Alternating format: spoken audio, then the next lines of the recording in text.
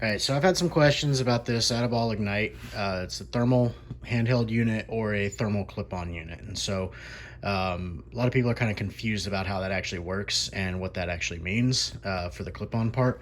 So I'm going to do a quick little video explaining that. So you've got the unit here, and on the back it is threaded. And you see those threads there, and then there is this ring here, and it actually threads down, so it's kind of like a lock nut.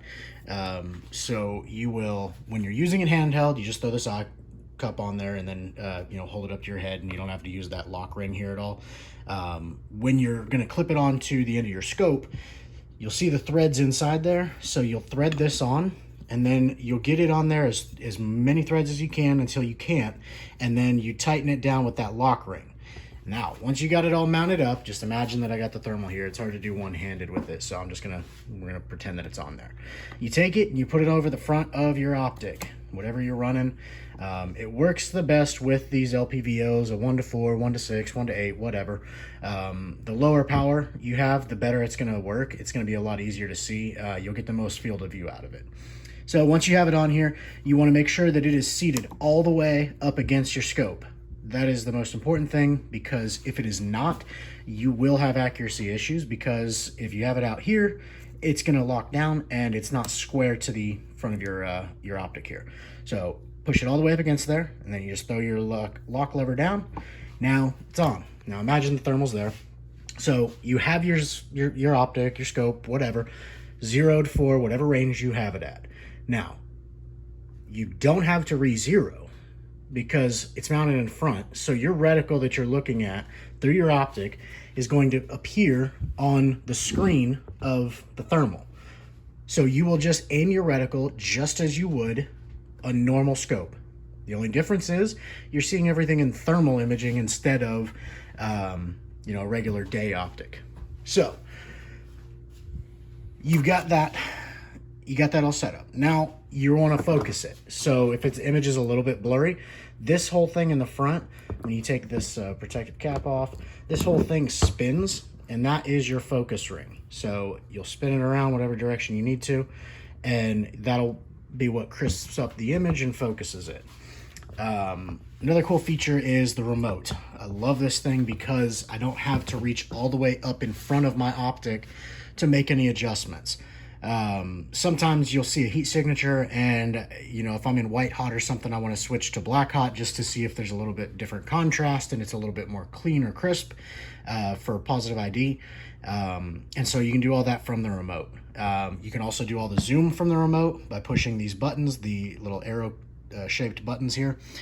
You can also change all the settings and everything from there. So it's really handy. You just mount it on there. You got your little wrist strap for this, and that way you don't have to reach all the way up in front. The resolution is really versatile. For the price point and what this is, it's a clip-on unit, handheld, so you can use it as a standalone unit in conjunction with a different thermal that you have already on, whether it's a dedicated thermal scope or another clip-on type system. The resolution is 400 by 300, and typically, the first number is like 384 or 640.